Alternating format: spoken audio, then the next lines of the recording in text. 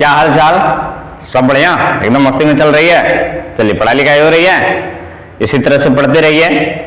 मैं अनिल कुमार मेहता आपका पुनः स्वागत करते हैं हमारे और आपके YouTube channel JL science mission या केमिस्ट्री वाला AK Mehta human reproduction 17th lecture के साथ 17वां लेक्चर, जिसमें आज हम लोग देखेंगे hormonal control of menstrual cycle. तो इससे पहले हम लोग क्या देखें, ढेर सारी अध्ययन हो चुकी है। इससे जस्ट पीछे हम लोग देखे हैं क्या कहते हैं, स्टेप्स ऑफ या फिर मेंस्ट्रुअल साइकिल के जो स्टेप्स हैं उसको देखे थे कि कितने कितने स्टेप्स में बांटा गया, या फेज ऑफ मेंस्ट्रुअल साइकिल कहते हैं उसको। तो फेज ऑफ मेंस्ट्रुअल साइकिल यहाँ के लिए आवश्यक है। यदि आपने फेज ऑफ मेंस्ट्रुअल साइकिल नहीं देखे हैं तो डिस्क्रिप्शन में आपको लिंक मिल जाएगी, वहां से देख लीजिए। इंड स्क्रीन पर वीडियो मिल जाएंगे, वहां से देखिए, या आई बटन में लिंक दे दी जाएगी, देख लीजिए, आ गए होंगे। ठीक, तो स्टार्ट करने से पहले एक छोटी सी रिक्वेस्ट, यदि आप अभी हमारे साथ जुड़ रहे हैं तो चैनल को सब्सक्राइब कर लीजिए और बेल आइकन को भी प्रेस कर लीजिए, ताकि आने वाले वीडियो का नोटिफिकेशन मिलती रहे और आपके अध्ययन में किसी प्रकार की रुकावट ना हो। तो चलिए प्रारंभ करते हैं hormonal control of menstrual cycle. इसमें ग्राफिकल स्ट्रक्चर देखेंगे, क्या क्या यूट्रस में क्या परिवर्तन होता है और ओवरी में क्या परिवर्तन होता है हार्मोन को लेकर। तो यहां पर हम लोग हार्मोनल कंट्रोल में दो ग्लैंड मुख्य रूप से, मतलब ग्लैंड की यदि बात करें तो कौन कौन से ग्लैंड इसमें भाग लेने वाले हैं। यदि ग्लैंड की बात करें, किसकी ग्लैंड की बात करें, तो पहला आएगा हाइपोथैलेमस ग्लैंड, MOU नहीं, MUS, हाइपोथैलेमस ग्लैंड आएगा। दूसरा कौन आएगा, पिट्यूटरी। ये दोनों कहां पर हैं, ये ब्रेन में। कहां पर, ब्रेन में। इसके बाद आने वाला जो ग्लैंड है, जो सहायक हैं पर पूर्ण रूप से ग्लैंड नहीं है, वो है follicular cell of ovary, follicular cell of ovary. दूसरा आने वाला है कॉर्पस ल्यूटियम,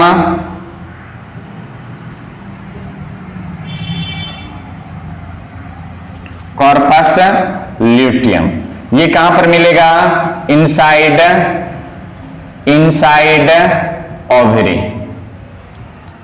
ये सब ब्रेन में है और ये दोनों चीज ओवरी में है। इतने ग्लैंड्स के योगदान है मेंस्ट्रुअल साइकिल को नियंत्रित करने में। अब इनसे कौन कौन से ग्लैंड, तो ये हाइपोथैलेमस ग्लैंड जो है ये ब्रेन के महत्वपूर्ण ग्लैंड है, जो तमाम अनैच्छिक क्रियाओं को जो हमारे इच्छा पर निर्भर नहीं करते हैं उसको नियंत्रित करने वाले ग्रंथि है, और इससे हार्मोन्स रिलीज होते हैं। हार्मोन के द्वारा हमारे केमिकल कोऑर्डिनेशन होता है, रासायनिक समन्वयन होती है, क्या कहते हैं, शरीर में सभी अंगों में जो सामंजस्य स्थापित होते हैं वो रिफ्लेक्स एक्शन के कारण सेंसरी और मोटर नर्व हैं, जिसके कारण हमारे अंग सुचारू रूप से चलते हैं।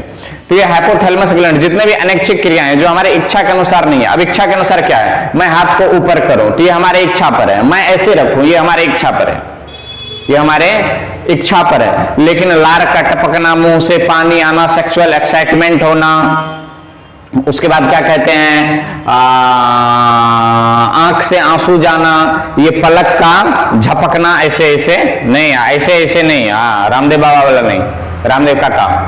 तो पलक का झपकना, चलते समय हाथ का आगे पीछे होना, ये तमाम क्रियाएं जो है अनैच्छिक क्रियाएं हैं। तो अनैच्छिक क्रियाएं को नियंत्रित करने के लिए हाइपोथैलेमस ग्लैंड महारथी हासिल किए हुए हैं, जो पिट्यूटरी ग्लैंड पर भी अपना नियंत्रण रखा हुआ है। मतलब कि कहिए कि ये नियंत्रित रखता है, पर छोटी सी है, बड़े काम की चीज है। ये दोनों के दोनों कहां पर पाए जाते हैं, ब्रेन के अंदर पाए जाते हैं। दूसरा ग्रंथि जो काम करेगा वो फॉलिकुलर सेल ऑफ ओवरी है, दूसरा कॉर्पस ल्यूटियम है, ये इनसाइड ओवरी है, ये सब ओवरी के अंदर है। तो आप इसको फटाक से नोट कर लीजिए। यदि ग्लैंड की बात आ जाए तो कौन कौन से ग्लैंड भाग लेते हैं, तो हाइपोथैलेमस, पिट्यूटरी। देखेंगे हाइपोथैलेमस से 2 हार्मोन स्रावित होते हैं, पिट्यूटरी ग्लैंड से 2 हार्मोन स्रावित होते हैं, फॉलिकुलर सेल से 1 हार्मोन स्रावित होते हैं, कॉर्पस ल्यूटियम से 2 हार्मोन स्रावित होते हैं। इसके बाद यदि फर्टिलाइजेशन हो जाते हैं, इंप्लांटेशन हो जाता है, तो एक आ जाते हैं प्लासेंटा, तो वो मेंस्ट्रुअल साइकिल को नियंत्रित नहीं करता है, वो प्रेगनेंसी क्या कहते हैं ग्रेविड पीरियड को क्या करता है, वो नियंत्रित करता है, ये मेंस्ट्रुअल साइकिल को नियंत्रित करता है। तो आप इसको नोट कर लीजिए, स्क्रीनशॉट ले लीजिए, एक ग्राफ के माध्यम से देखेंगे, दो एक्टिविटी होगी। एक्टिविटी कहां कहां होती है, एक ओवरी में चेंजिंग आती है और एक यूट्रस के एंडोमेट्रियम में चेंजिंग आती है। देखते हैं क्या क्या होता है, फटाफट नोट कर ले, नोट कर लिए होंगे, इसको हम मिटा रहे हैं।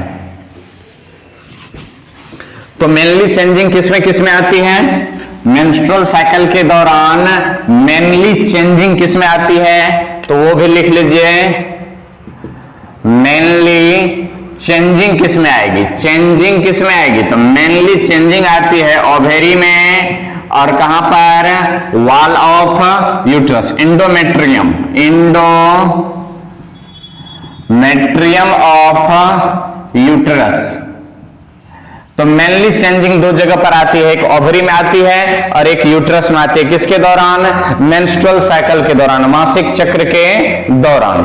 तो इसको भी नोट कर लीजिए कि मेनली चेंजिंग किसमें, mainly changing occur in ovary and endometrium of uterus, uterus के एंडोमेट्रियम में और ओवरी में मेनली चेंजिंग आती है। आज ज्यादा भाषा नहीं है, ग्राफ को समझना, और ग्राफ से कई बार हायर कंपटीशन जैसे कि मेडिकल वगैरह में भी पूछ लिए गए हैं सीधे क्वेश्चन ग्राफ से, तो आप इसको नोट कर लिए होंगे। चलिए इसको भी इरेज करेंगे, और हार्मोन से तो आते ही आते हैं। तो पिछले रोज साइक्लिक स्ट्रक्चर में मेंस्ट्रुअल साइकिल को दिखाए थे, आज हम लीनियर स्ट्रक्चर में मेंस्ट्रुअल साइकिल को दिखाते हैं। लीनियर स्ट्रक्चर में मान लिया जाए कि ये ऐसे करके चल रहा है, इस पर रखते हैं डे को, डे, ये 0 डे है, 1 2 3 4 5 6 7 8 9 10 11 12 13 14 15 16 17 18 19 20 21 22 23 24 25 26 27 28 पुनः 1 2 3 4 5 6 7 8 9 10 11 12 13 14 15 16 17 18 dot dot dot dot dot. चलिए दिन दीजिए, 1 4 14 28 पुनः 4 पुनः 14। ये तो दिखाएं, यहां पर ओवेरियन फॉलिकल्स, यहां पर हम एक्टिविटी किसके ले लेते हैं, यहां पर एक्टिविटी ले लेते हैं ओवेरी के, सॉरी यूट्रस के, एंडोमेट्रियम ऑफ यूट्रस। यहां पर किसको दिखाएंगे, एंडोमेट्रियम ऑफ यूटेरस। यहां पर दिखाएंगे क्या कहते हैं ओवेरियन हॉर्मोन्स, और यहां पर दिखाएंगे गोनाडोट्रोपिन हॉर्मोन्स,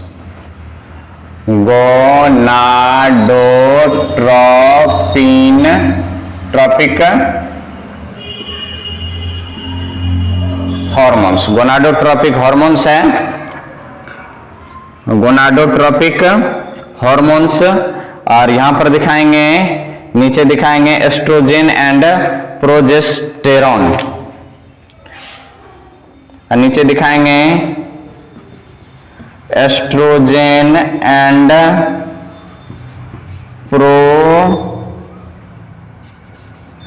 प्रोजेस्टेरॉन, प्रोजेस्टेरॉन इससे पहले लिखते थे, वो भी सही है, प्रोजेस्टेरॉन। दो हार्मोन्स यहां पर लेंगे, यहां पर भी दो हार्मोन्स लेंगे। कौन कौन हार्मोन्स आएगा, FSH एंड LH, और यहां पर दो हार्मोन्स। उसके बाद जो दिखाएंगे एक्टिविटी, ऊपर मिटाएं, ऊपर हेडिंग दे दिए हैं, ऊपर हेडिंग दे दिए हैं, ऊपर हेडिंग दे दिए हैं, ऊपर हेडिंग दे दिए हैं, ऊपर हेडिंग दे दिए हैं। तो चलिए इसको मिटा रहे हैं आप एक बार। चूंकि ग्राफ है, आप ग्राफ बनाएंगे, प्रैक्टिस करेंगे और ग्राफ को याद भी रखेंगे। ओवरी में क्या क्या एक्टिविटी होगी,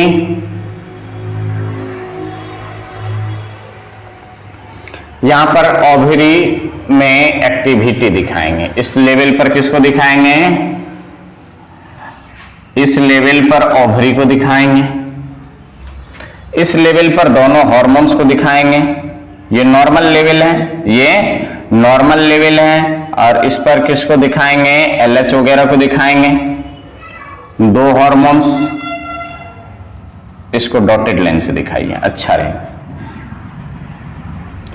ये नॉर्मल लेवल है, नॉर्मल लेवल मतलब जीरो लेवल पर आ गया।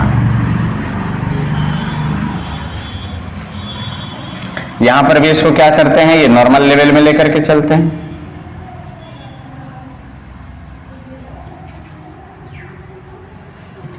ये देख लिए आप जीरो, तो जीरो पर क्या होगा, इसकी एक्टिविटी में जीरो पर मान लिया जाए कि एंडोमेट्रियम चल रहा है यहां तक, जीरो से पहला दिन तक ये जो है ये ऐसे करके आ गया है।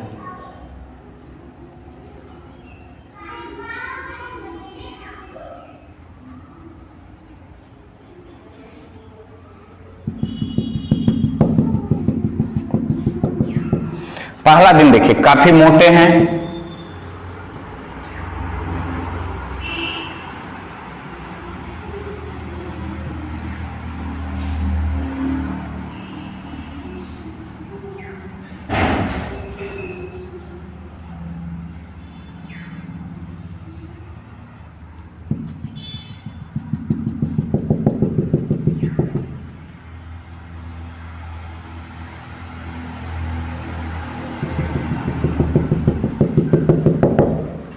इसके बाद ये क्या हुआ, फिर इसकी मोटाई बढ़ने लगी, और कब तक बढ़ी, मोटाई बढ़ते बढ़ते ये चल गए 28वें दिन तक।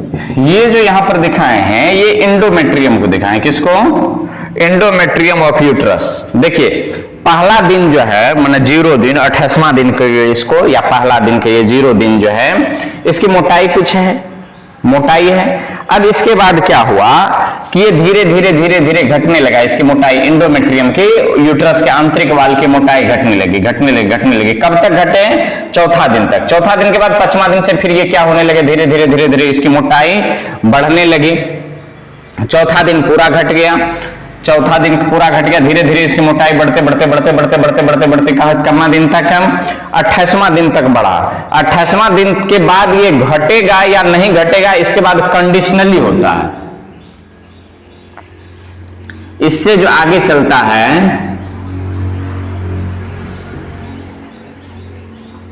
कंडीशनली, पहला condition, if fertilisation occur,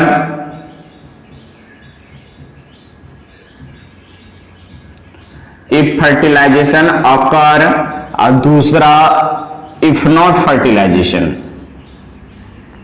if not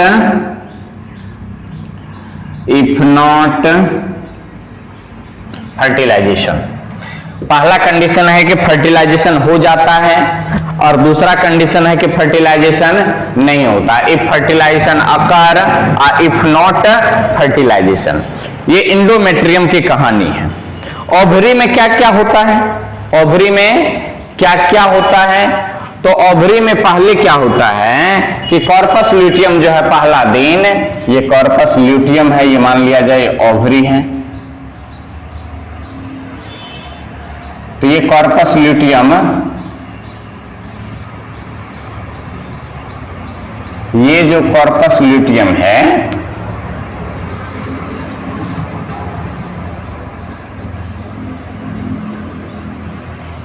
ये कॉर्पस ल्यूटियम है, कॉर्पस ल्यूटियम। आप देख लीजिए ये क्या होने लगते हैं, ये डिजेनरेट होने लगते हैं, विघटित होने लगते हैं। मतलब ये तो होता है ऐसे ही रहता है, पर ये क्या हो जाता है, इसमें डिजेनरेशन आ जाती है।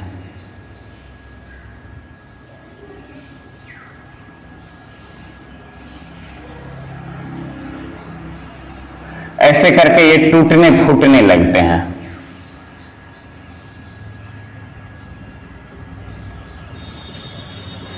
इतना दिन, चौथा दिन। अब चौथा दिन के बाद क्या होता है कि अब ओवरी में फॉलिकुलर सेल बनता है।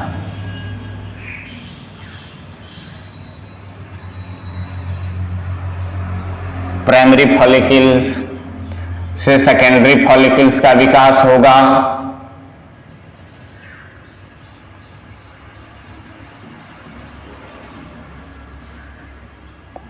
यहां पर ओवम, ओवम से क्या होगा, ग्रेफियन फॉलिकल बनेगा, ओवम होगा, एंट्रम होगा। 14वें दिन क्या होता है, इससे क्या हो जाता है कि ये एंट्रम रह ही जाता है इसमें, और यहां से ये रप्चर होकर के ओवम बाहर निकल जाता है।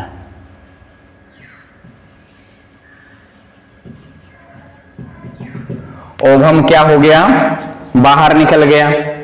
यहां से लेकर के 14वें दिन तक क्या होता है, ओवम के साथ फर्टिलाइजेशन होने की संभावना रहती है। फर्टिलाइजेशन रहने की संभावना रहती है। फर्टिलाइजेशन होने की जब संभावना होती है तब तक में 28 दिन तक पहुंच जाते हैं। अब यहां से चलता है कंडीशनली। अब ये दोनों फर्टिलाइज क्या बन गया, अब ये फर्टिलाइज हुआ, अब ये क्या बन गया, जायगोट।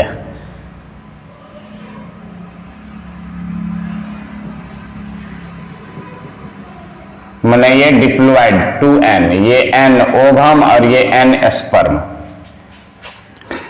तो यहां से जो होता है, यहां से फिर आगे क्या चलता है, कंडीशनली फर्टिलाइजेशन होगा कि नहीं होगा।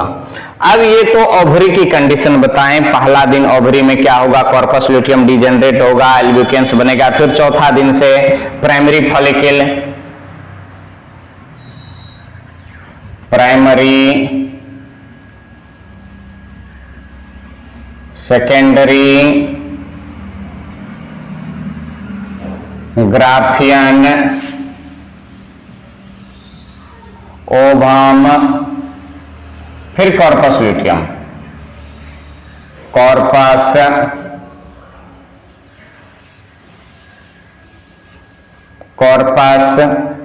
Fertilisation, zygote. ये दिखाई दे रहा है ऊपर में, कट खोट तो नहीं रहा है, चलिए कट तो नहीं रहा है।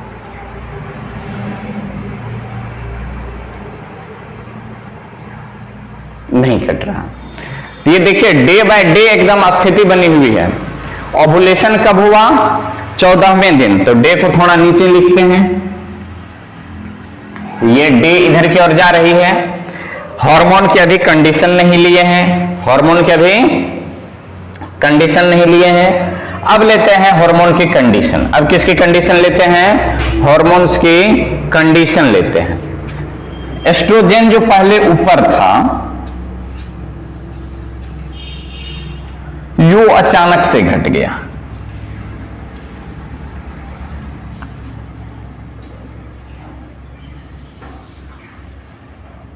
U अचानक से घट गया चौथे दिन। चौथे दिन के बाद क्या हुआ कि फिर ये बढ़ना शुरू हुआ, बढ़ते बढ़ते फिर क्या हुआ, ये आगे धीरे धीरे इसकी कंडीशन घटी,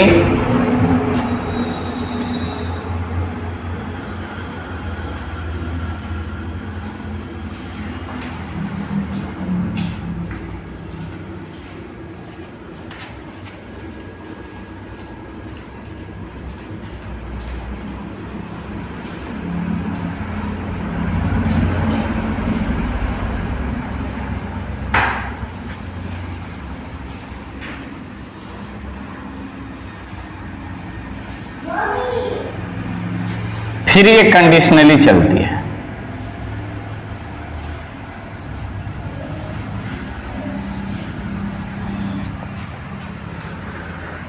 कब एस्ट्रोजन का कमी हुआ, डाउनफॉल में ये कब चल गए,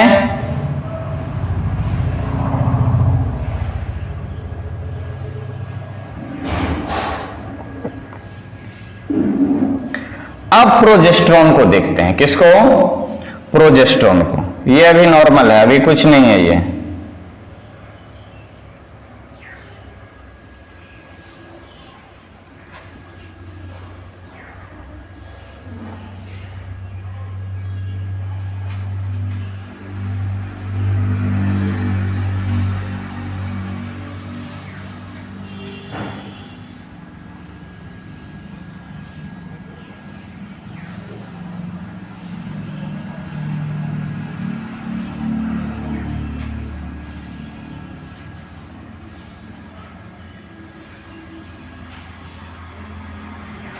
प्रोजेस्टेरोन डाउनफॉल मारेगा।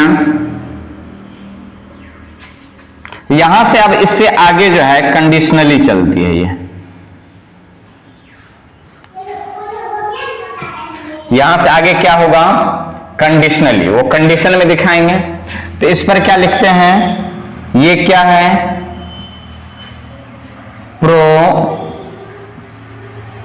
प्रोजेस्टेरोन। ये क्या है? एस्ट्रोजेन। ये एस्ट्रोजेन है, ये प्रोजेस्टेरोन है। प्रोजेस्टेरोन 1 से 14 दिन तक नहीं रहता है, रहता ही नहीं है। 14वें दिन जब कॉर्पस ल्यूटियम बनता है, कॉर्पस ल्यूटियम बनता है तो प्रोजेस्टेरोन की लेवल हाई हो जाती है। फिर 28वें दिन के बाद ये लेवल हाई रहेगा कि नहीं रहेगा, ये कंडीशन पर निर्भर करता है। किस पर? ये कंडीशन पर निर्भर करता है।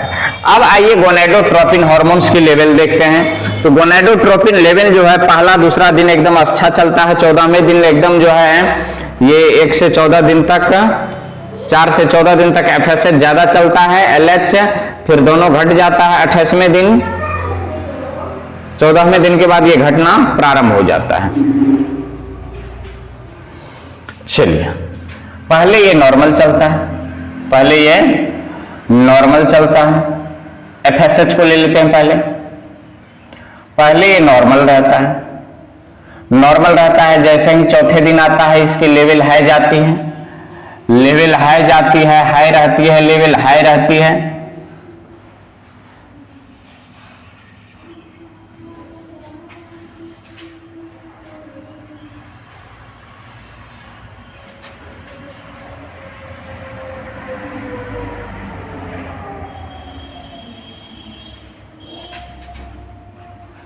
फिर 14 दिन के बाद इसकी लेवल धीरे धीरे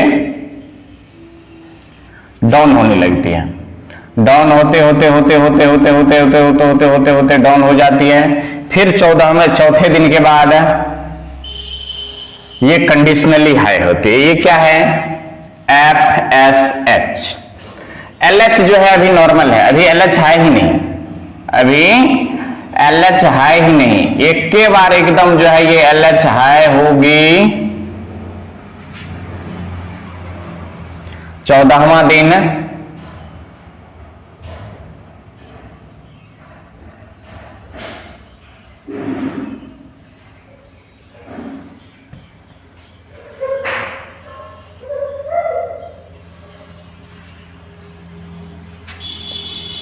ये 14वें दिन का ग्राफ है। 14वां दिन लेवल हाई होगी, फिर ये धीरे धीरे धीरे धीरे डिक्रीजिंग होते होते होते होते होते होते होते होते होते होते होते ये डिक्रीज हो जाएंगे, फिर ये 14वें दिन हाई की ओर जाएंगे। तो ये क्या है, ये LH है। आइए कंडीशन को समझते हैं। ये ग्राफ की लेवल है, आप इसको चाहे तो बुक से भी छाप सकते हैं। यहां पर हम फोटो लगा देंगे, यहां पर फोटो लगा देंगे इसका, आप देख लीजिएगा क्या होता है। तो ये FSH है, ये LH है। आइए समझते हैं। 1 2 3 4 5 6 का रिलेटिव स्टडी करते हैं। इस पर क्या होता है, 0 दिन मतलब पहला दिन, अभी मेंस्ट्रुएशन समाप्त नहीं हुई है, 28वां दिन के बाद की बात है, पहला दिन की बात है। पहला दिन प्रोजेस्ट्रोजन नहीं रहता है, एस्ट्रोजन की लेवल थोड़ी सी रहती है, क्योंकि फॉलिकुलर सेल कुछ है, फॉलिकुलर सेल कुछ है। एंडोमेट्रियम भी मोटे ताजे रहते हैं, कोई दिक्कत नहीं होती है। LH की कहीं बात ही नहीं है, FSH की कहीं बात नहीं है। जैसे ही 15वें दिन फर्स्ट रोज जाते हैं, मेंस्ट्रुएशन प्रारंभ होती है। मेंस्ट्रुएशन जैसे ही प्रारंभ होती है, प्रोजेस्ट्रोजन की लेवल की बात नहीं है, वो तो है ही नहीं, उसकी लेवल तो वैसे ही डाउनफॉल में है। एस्ट्रोजन का लेवल एकाएक घटा, एस्ट्रोजन का लेवल एकाएक घटा।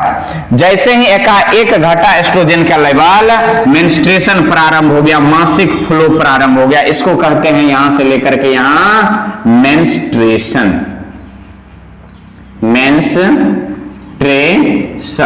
मतलब रक्त का स्राव प्रारंभ हो गया। यहां इसको कहते हैं ओव्यूलेशन, यहां इसको कहते हैं ओव्यूलेशन। ये है प्रोलिफरेटिव मतलब फॉलिकुलर स्टेज। यहां से यहां तक क्या है, फॉलिकुलर स्टेज या प्रोलिफरेटिव फेज, फॉलिकुलर फेज। और यहां से जो यहां तक है ये सिक्रेटरी फेज है, सिक्रेटरी फेज। यहां से यहां तक सिक्रेटरी फेज, यहां से यहां तक प्रोलिफरेटिव फेज या फॉलिकुलर फेज, और ये मेंस्ट्रुएशन है, ये ओव्यूलेशन है। तो कहां तक आ गए, जैसे ही पहला दिन में प्रवेश किए एस्ट्रोजन डाउनफॉल में मारा, एस्ट्रोजन जैसे ही डाउनफॉल में मारा, मेंस्ट्रुएशन प्रारंभ हुआ, मेंस्ट्रुएशन प्रारंभ हुआ, एंडोमेट्रियम गलने लगा, एंडोमेट्रियम क्या होने लगा, गलने लगा। अभी FSH और LH की कोई योगदान नहीं, अभी FSH और LH की कोई योगदान नहीं। कॉर्पस ल्यूटियम जो ये था, ये ओवरी का है, ये है कॉर्पस ल्यूटियम। यहां पर हम लिख देते हैं कॉर्पस ल्यूटियम। कॉर्पस ल्यूटियम जो है ये डिजेनरेट हो गया, ये बन गया कॉर्पस एल्ब्यूकेंस, कॉर्पस एल्ब्यूकेंस, कॉर्पस एल्ब्यूकेंस डिजेनरेट हो गया। ये चौथे दिन तक में खत्म हो गया मेंस्ट्रुएशन प्रारंभ। अब आ गए चौथे दिन तक। चौथे दिन के बाद क्या हुआ कि चौथे दिन सबसे पहले FSH का लेवल बढ़ना शुरू हुआ। FSH का जैसे ही लेवल बढ़ना शुरू हुआ, प्राइमरी फॉलिकल बना। जैसे ही फॉलिकुलर सेल बना, एस्ट्रोजन का स्राव प्रारंभ हो गया, क्योंकि फॉलिकुलर सेल से ही एस्ट्रोजन स्रावित होता है। और एस्ट्रोजन जैसे ही स्रावित हुआ, इससे धीरे धीरे इसकी मोटाई बढ़ने लगी। देख रहे हैं आप, मोटाई बढ़ती जा रही, मोटाई बढ़ती जा रही, एंडोमेट्रियम की मोटाई बढ़ने लगे चौथे दिन के बाद, या 5वें दिन से कहिए, 6ठे दिन से इसकी मोटाई बढ़ने लगे। अभी भी प्रोजेस्टेरोन का कोई योगदान नहीं है, अभी LH का कोई योगदान नहीं है। अभी चल रहे हैं कौन कौन साथ, FSH और एस्ट्रोजन। FSH और एस्ट्रोजन चल रहा है, एस्ट्रोजन FSH चल रहा है। FSH चलने से ओवरी में, FSH चलने में ओवरी से, एस्ट्रोजन के कारण यूट्रस में, एस्ट्रोजन यूट्रस को, FSH LH ओवरी को, प्रोजेस्टेरोन एस्ट्रोजन किसको, यूट्रस को। प्रोजेस्टेरोन तो खास करके जायगोट को, प्रोजेस्टेरोन किसको, जायगोट को। उसका प्रभाव एरिया देखिए, टारगेट देखिए, FSH का टारगेट ओवरी, LH का टारगेट ओवरी मतलब फॉलिकल्स, प्रोजेस्टेरोन का टारगेट जायगोट, एस्ट्रोजन का टारगेट यूट्रस का वाल। तो एस्ट्रोजन बढ़ा, यूट्रस की वाल की मोटाई बढ़ने लगी। FSH बढ़ा, फॉलिकल का विकास होना शुरू हो गया। अब ये दोनों बढ़ रहे हैं, फॉलिकल का विकास हो रहा है। FSH बढ़ने से फॉलिकल का विकास हो रहा है, ग्रेफियन फॉलिकल पर चल गए, ग्रेफियन फॉलिकल बन गया। एस्ट्रोजन बढ़ रहा है, इसकी मोटाई बढ़ रही है, मोटाई बढ़ रही है, मोटाई बढ़ रही है, थोड़ी सी घटती बढ़ती लेवल है, पर इसकी मोटाई बढ़ती है। 14वें दिन पर आइए, 14वें दिन क्या होता है, थोड़ी सी एस्ट्रोजन की लेवल डाउन मारता है, डाउनफॉल में जाता है 14वें दिन, थोड़ी सी, ज्यादा नहीं, थोड़ी सी डाउनफॉल में जाता है। और 14वें दिन क्या होता है, एलएच हार्मोन स्रावित हो जाता है। जैसे ही एलएच स्रावित होता है ओवुलेशन की घटना हो जाती है, जिसलिए 14वें दिन को ओवुलेटरी फेज कहते हैं। ओवुलेशन जैसे हुआ इसके बाद कॉर्पस ल्यूटियम बन गया। क्या बन गया, कॉर्पस ल्यूटियम बन गया। कॉर्पस ल्यूटियम बना, प्रोजेस्टेरोन का स्राव प्रारंभ 14वें दिन का बाद एकदम प्रोजेस्टेरोन स्रावित हो रहा, स्रावित हो रहा, स्रावित हो रहा। अब ये एस्ट्रोजन और प्रोजेस्टेरोन दोनों मिलकर के क्या करता है, यूटेराइन के वाल को और वो फर्टिलाइजेशन के बाद होने वाली घटना के लिए तैयार करता है। ठीक, जैसे ही एस्ट्रोजन और प्रोजेस्टेरोन का लेवल हाई हुआ, एफएसएच और एलएच का लेवल डाउन चल गया। जैसे ही पहले दोनों चल रहा था, चौथा से 14वें दिन तक एस्ट्रोजन और एफएसएच दोनों का लेवल हाई था, एलएच और प्रोजेस्टेरोन का कोई योगदान नहीं। 14वें दिन एलएच हाई हुआ, 14वें दिन के बाद प्रोजेस्टेरोन में लेवल में वृद्धि हुई, 14वें दिन के बाद एफएसएच और एलएच दोनों डाउनफॉल में गया, 14वें दिन के बाद एस्ट्रोजन और प्रोजेस्टेरोन थोड़ी थोड़ी आगे बढ़ रही है, लेवल हाई हो रही है इसकी। अब आ गए 28वें दिन। 28वां दिन के बाद कंडीशन नंबर 1 मान करके चलते हैं कि फर्टिलाइजेशन हो गया। जब फर्टिलाइजेशन हो गया तो एस्ट्रोजन की लेवल घट जाती है। एस्ट्रोजन की लेवल क्या हो जाती है, एस्ट्रोजन की लेवल घटती है, पर प्रोजेस्टेरोन, एस्ट्रोजन की लेवल घटती है, पर प्रोजेस्टेरोन का लेवल बढ़ा ही रहता है। प्रोजेस्टेरोन का लेवल बढ़ा ही रहता है पहला कंडीशन में। अब ये दोनों हार्मोन्स की कहानी खत्म, फर्टिलाइजेशन हो गई है, दोनों कहानी खत्म। पहला कंडीशन में एस्ट्रोजन डाउनफॉल में जाता है, बल्कि प्रोजेस्टेरोन जो ये भी डाउनफॉल में नहीं जाता है, थोड़ा सा अंशतः डाउनफॉल में जाता है, नहीं तो नहीं के बराबर जाता है। क्या जाता है, क्या जाता है, नहीं के बराबर में जाता है। 14वें दिन के बाद नहीं जाता, दोनों साथ साथ चलता है। ये प्रेगनेंसी को क्या करता है, मेंटेन करता है, प्रेगनेंसी को मेंटेन करता है, पहली कंडीशन। दूसरी कंडीशन, यदि नॉट फर्टिलाइजेशन, यदि फर्टिलाइजेशन नहीं होता है, फर्टिलाइजेशन नहीं होता है तो एफएसएच और एस्ट्रोजन एंड प्रोजेस्टेरोन दोनों का लेवल डाउन मारता है आगे। 28वां दिन के बाद फिर यहां से कहानी शुरू कीजिए। 28वां दिन के बाद यहां से कंडीशनरी चले कि फर्टिलाइजेशन नहीं हुआ, फर्टिलाइजेशन हुआ तो फर्टिलाइजेशन हो गया तो आगे के दिखाए हैं। यदि फर्टिलाइजेशन नहीं हुआ तो 28वां दिन के बाद फिर यहां आ जाइए। 28वां दिन के बाद यहां आ जाइए, प्रोजेस्टेरोन और एस्ट्रोजन का लेवल डाउनफॉल में गया। जैसे ही डाउनफॉल में मारा, जैसे ही डाउनफॉल में मारा, जैसे ही डाउनफॉल में मारा, मेंस्ट्रुएशन प्रारंभ हो गई, मेंस्ट्रुएशन प्रारंभ हो गए। तो हम उम्मीद करते हैं आपको ये ग्राफ समझ में आए होंगे। आप यहां से छापना चाहे तो यहां से छाप लीजिए, वरना यहां पर अभी एक फोटो लगा देंगे इसी कैटेगरी का, आप देख लीजिए फोटो आ गए होंगे, रोक करके नोट कर लीजिए। 1 2 3 4 5 6 7 8 9 10। चलिए अब फोटो को हटा रहे हैं, हट जाओ सिमसिम, हट जाओ सिमसिम, हट जाओ। चलिए अब फोटो हट गया, अब फोटो हट गया, इसको मिटा रहे हैं। अब थोड़ी सी भाषा का उपयोग करते हैं। क्या करते हैं, भाषा का उपयोग करते हैं। और टारगेट देखिए किसका क्या टारगेट है, मिटा दें इनको। चलिए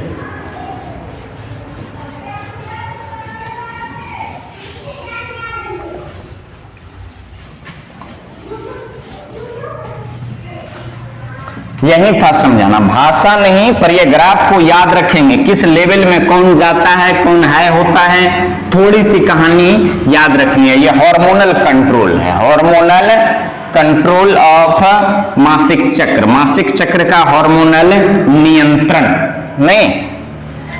तो देखिए क्या होता है, हार्मोन्स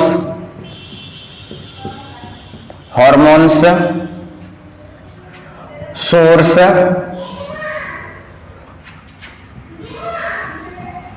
टारगेट, किस पर टारगेट करता है। पहला हार्मोन्स, नाम भी लिख देंगे, पहला हार्मोन्स है, पहला हार्मोन्स है, पहला हार्मोन्स है FSHRF,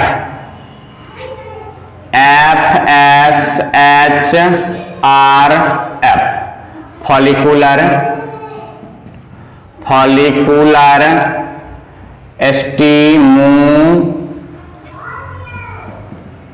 stimulating hormone releasing factor है, रिलीजिंग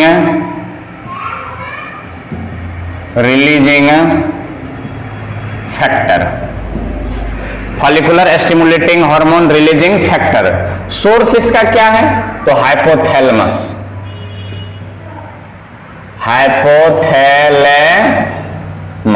सोर्स हाइपोथैलेमस। टारगेट क्या है इसका? टारगेट पिट्यूटरी, ये पिट्यूटरी पर एक्शन करता है अपना। दूसरा हार्मोन्स है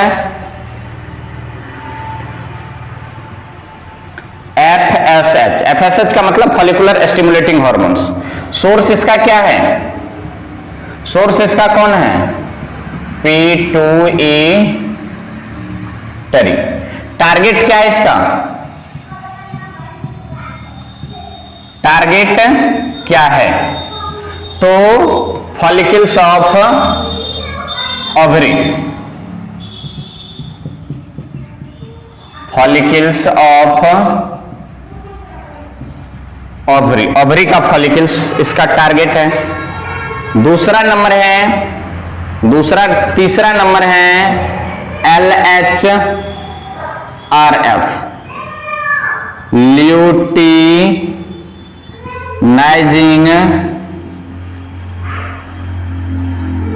हार्मोन रिलीजिंग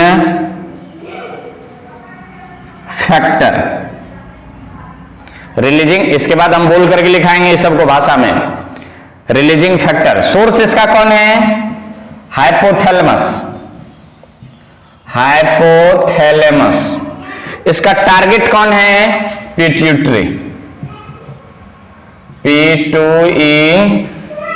पिट्यूटरी में क्या करने के लिए? FSH स्रावित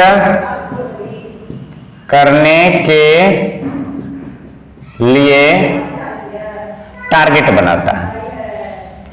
ये LH स्रावित करने के लिए पिट्यूटरी पर काम करता है कौन? LHRF, जो हाइपोथैलेमस से स्रावित होता है क्या करने के लिए? LH स्रावित करने के लिए। चौथा हार्मोन्स है LH, ल्यूटिनाइजिंग हार्मोन्स। इसका सोर्स कौन है? Pituitary, source pituitary. इसका टारगेट कौन है? Graafian follicle. ये फॉलिकुलर सेल ओवरी का क्या करता है? तो डेवलपमेंट ऑफ फॉलिकल्स, फॉलिकल के विकास के लिए, फॉलिकल के विकास के लिए ये कार्य भी हो गया। FSH क्या करता है? फॉलिकल का विकास करवाता है। ये FSH-RF क्या करता है? तो FSH स्रावित करने के लिए होता है, पिट्यूटरी पर कार्य करता है, ठोकर मारता है, मुन्ना स्रावित कर FSH। ग्राफियन फॉलिकल पर क्या करता है? तो ओवुलेशन के लिए,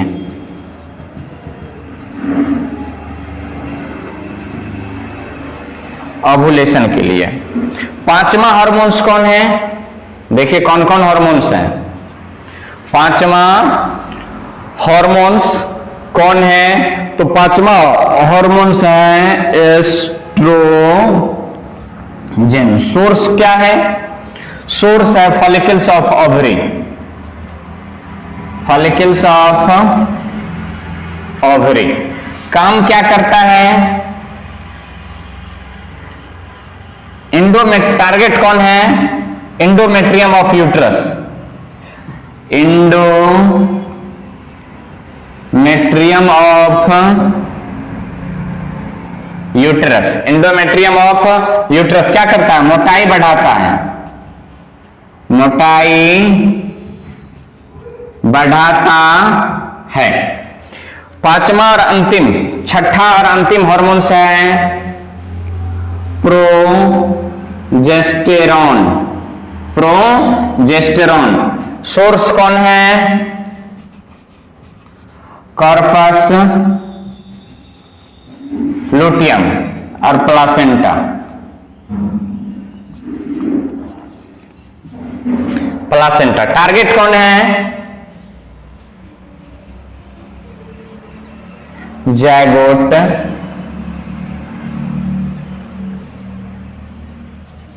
एम्ब्रियो, फिटस। तो प्रोजेस्टेरॉन क्या करता है? कॉर्पस लुटियम और प्लासेंटा स्रावित होता है, जो जायगोट का भरण पोषण करता है, एम्ब्रियो का भरण पोषण करता है, फिटस का भरण पोषण करता है। मतलब गर्भाधान को यहां पर लिख लेना, गर्भाधान को सुरक्षित रखता है, माने गर्भ को सुरक्षित रखता है, प्रेगनेंसी को सुरक्षित रखता है। तो इतने तरह के हार्मोन्स हैं। अब मैं इसको धीरे धीरे भाषा में लिखा रहा हूं, आप कॉपी कलम लेकर के गौर से सुनिए, कान में हेडफोन लगा लीजिए और गौर से सुनिए और लिखते जाइए, ठीक? तो नोट करते जाएंगे। ये कहानी कब प्रारंभ होती है, कब से? ये हम लोग चौथे दिन से लेकर के चलते हैं, कि यहां से लेकर के चलते हैं चौथे दिन से। तो प्रारंभ करें, लेट्स स्टार्ट टू राइट। ये ऑब्जेक्टिव के लिए महत्वपूर्ण है, सोर्स, टारगेट, कहां, कौन सी हार्मोन्स। पर इनको भाषा में कैसे लिखेंगे? तो आप लिखिए, भाषा में लिखिए, मैं लिखा रहा हूं, धीरे धीरे लिखाएंगे। नोट कर रहे हैं? तैयार हैं? 1 2 3 4 5 रेडी। तो देखिए कैसे लिखते हैं। मासिक चक्र के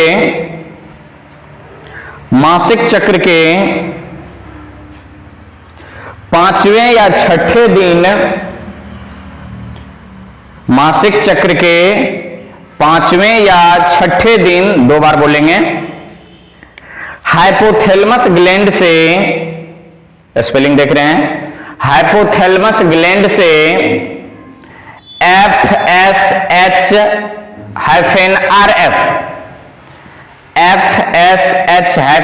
RF स्रावित होता है, जो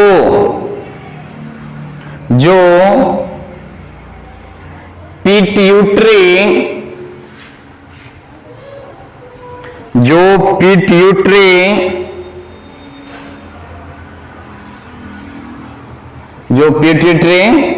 ग्लैंड के एंटेरियर पार्ट,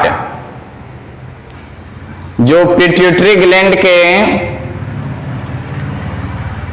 एंटेरियर पार्ट को FSH स्रावित करने के लिए उत्तेजित करता है। FSH स्रावित करने के लिए उत्तेजित करता है। नेक्स्ट पॉइंट में, मासिक चक्र के पांचवें या छठे दिन, पांचवें या छठे दिन FSH का स्राव प्रारंभ होता है। FSH का स्राव प्रारंभ होता है, जो ओवरी के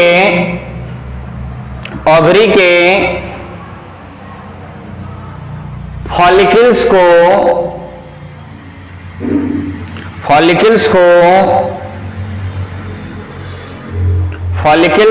को विकसित करता है।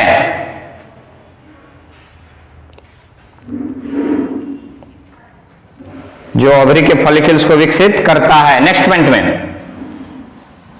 फॉलिकल के विकास के साथ फॉलिकुलर सेल से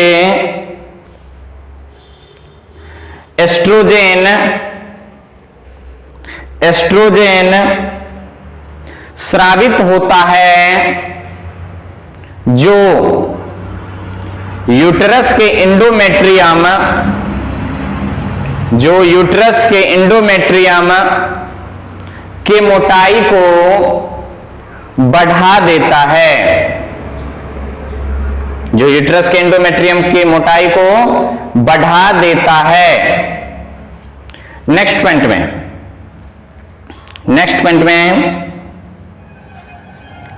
मासिक चक्र के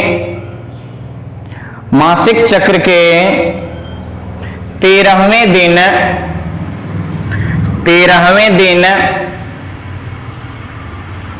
के बाद हाइपोथैलेमस ग्लैंड से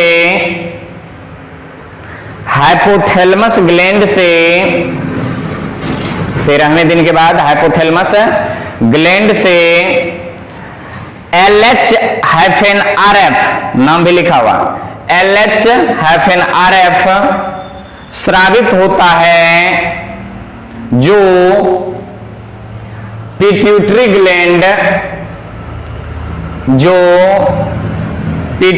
ग्लैंड के एंटीरियर पार्ट को LH स्राव के लिए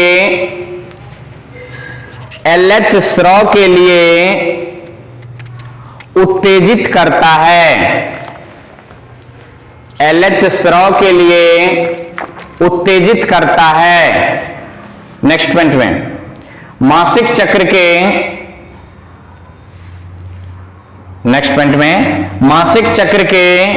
14वें दिन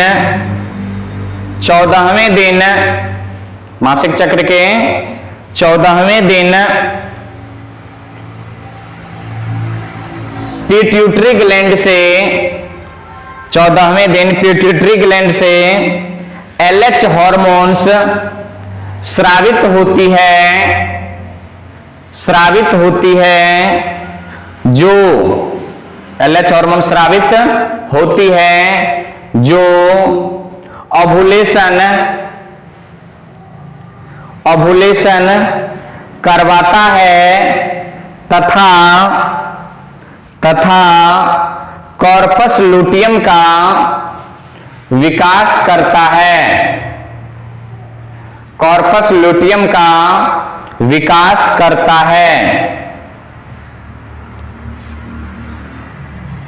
नेक्स्ट पॉइंट में 14वें दिन के बाद मासिक चक्र से 14वें दिन के बाद कॉर्पस लुटियम से प्रोजेस्टेरॉन हार्मोन स्रावित होता है, जो जायगोट, एम्ब्रियो के भरण पोषण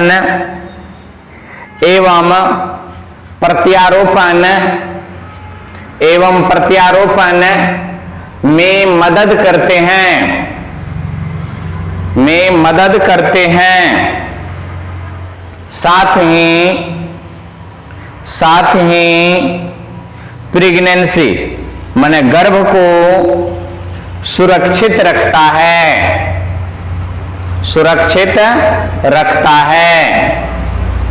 नेक्स्ट पॉइंट में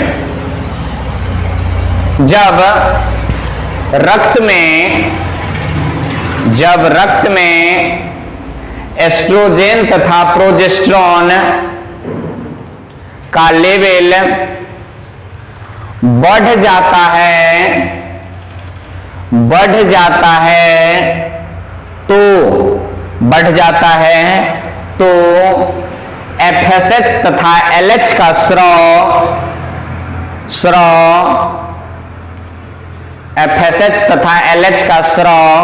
घट जाता है।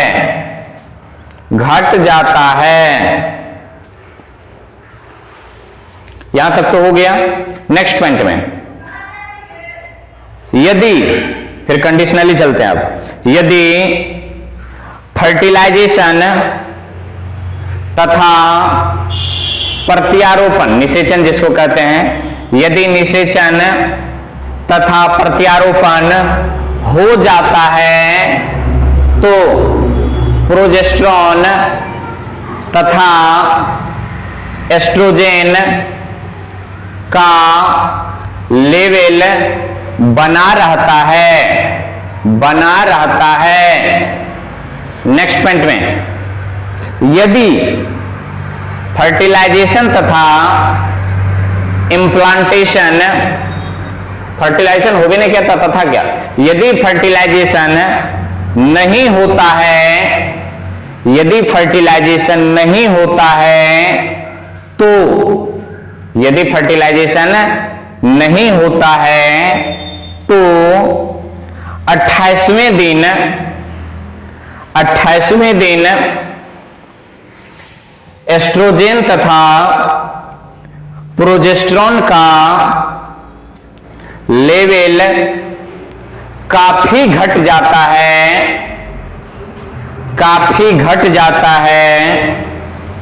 फलस्वरूप